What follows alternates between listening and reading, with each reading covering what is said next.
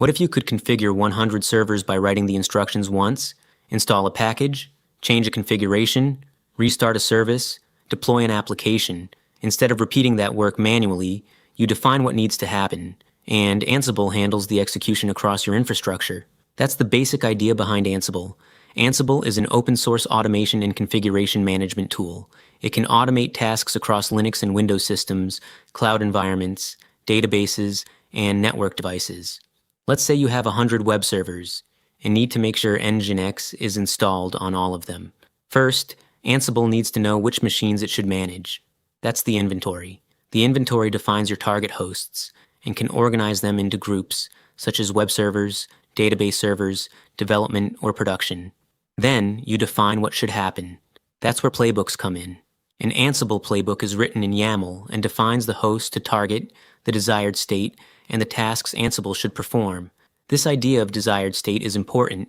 Instead of thinking, run this command, you can think, make sure Nginx is installed. For example, a very simple Ansible playbook could look like this. Here, we're telling Ansible to target the web servers group and make sure Nginx is present. The actual operation is handled by an Ansible module. Ansible provides modules for common tasks, such as installing packages, managing services, copying files, creating users, and interacting with different systems and APIs. So the basic mental model is simple. Inventory tells Ansible where to work, playbooks describe what should happen, and modules perform the actual operations. Now, here's one of the things that makes Ansible different from many traditional configuration management tools. Ansible is agentless. You normally don't install an Ansible agent on every machine you want to manage. For Linux, Ansible can use SSH. For Windows, it can use WinRM. And for cloud services and other systems, Ansible can also communicate through APIs. This makes the management setup relatively simple, and Ansible isn't limited to configuring existing servers. You can use it to automate system configuration, deploy software, manage cloud resources, and coordinate multiple tasks. For example, you could provision infrastructure, configure the operating system, install software, start services, and execute multiple automation steps in a specific order. It can also integrate with other tools and services to build larger automation workflows. Now, where does Ansible fit compared with Terraform? Terraform is primarily focused on provisioning and managing infrastructure as code.